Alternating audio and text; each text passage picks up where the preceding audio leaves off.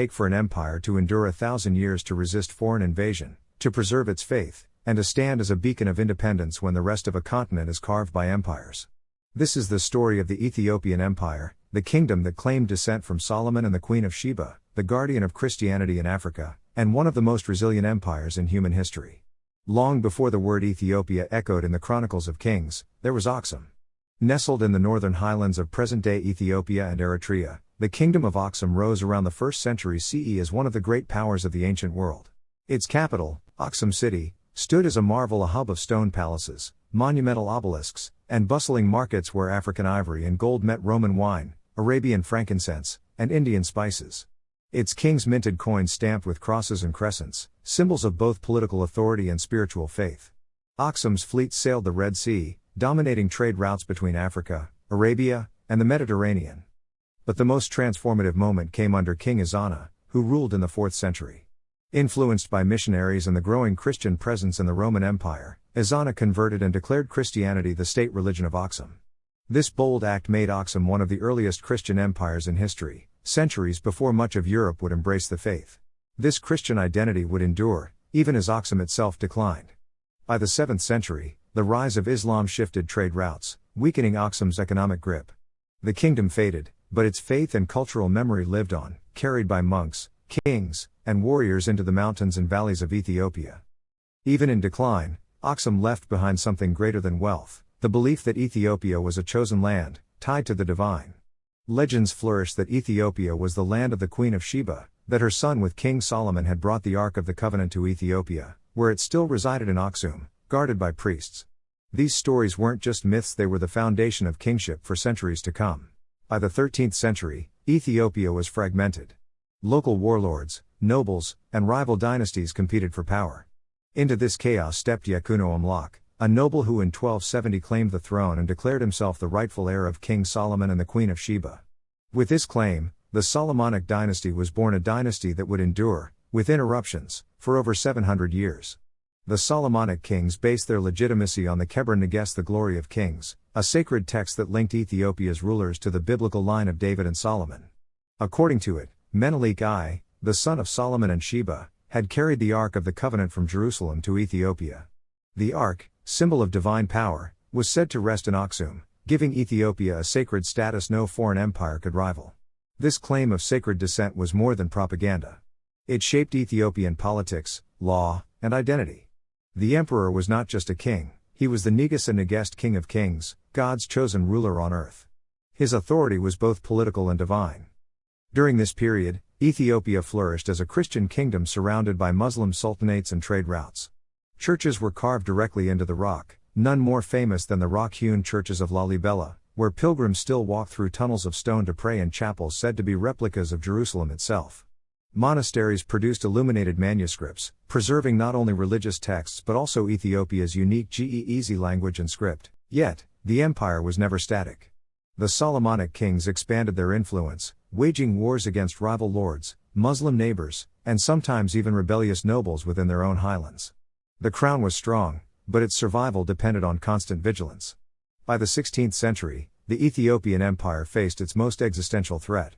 From the east rose the Adal Sultanate, led by the brilliant and ruthless general Ahmad ibn Ibrahim al-Ghazi, known as Ahmad Gragn the Left-Handed. Ahmad, backed by Ottoman firearms and determined to bring the Christian empire to its knees, launched a devastating jihad against Ethiopia.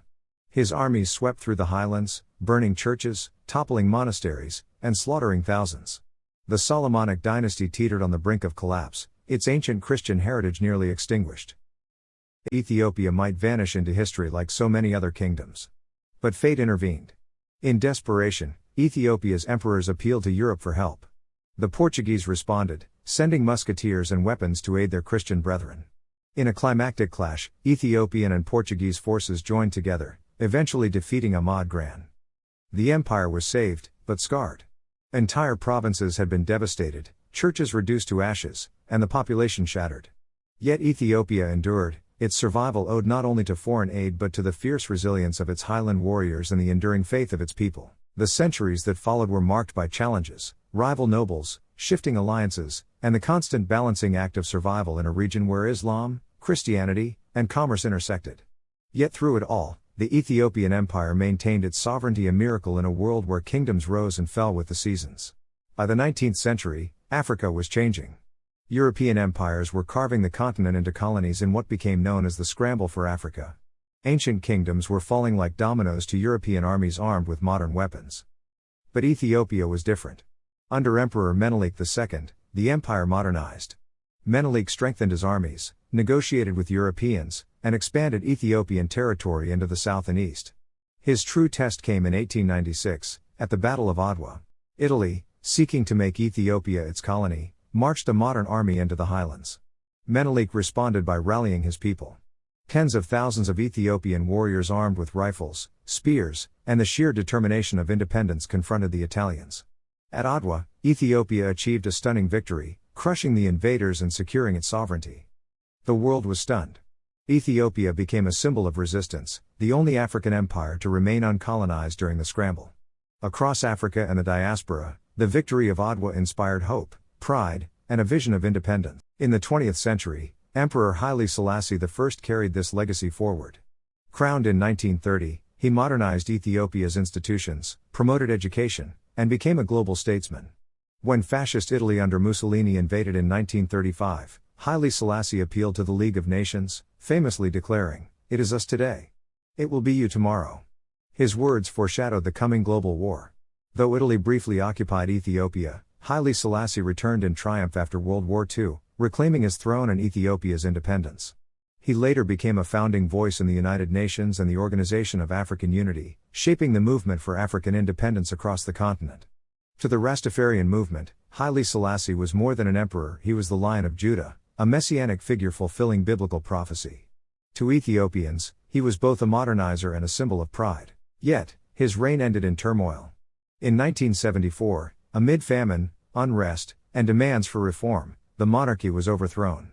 The Solomonic Dynasty, which had claimed unbroken descent from King Solomon for over 700 years, came to an end. The Ethiopian Empire no longer exists as a monarchy, but its legacy endures. The rock-hewn churches of Lalibela still draw pilgrims. The Ark of the Covenant, many believe, still rests in Aksum, guarded in silence. The victory at Adwa remains a symbol of African pride, and the story of emperors tracing their lineage to Solomon and Sheba continues to fascinate the world. For over 1,000 years, the Ethiopian Empire stood as a testament to resilience. It faced invaders, crusaders, and colonizers, yet refused to bow. It forged a unique identity, Christian, African, Solomonic, that still shapes Ethiopia today. Empires crumbled into dust, Ethiopia endured. It remains a reminder that history is not only written by conquerors, but also by those who resist, who endure, and who carry their legacy forward through faith and fire.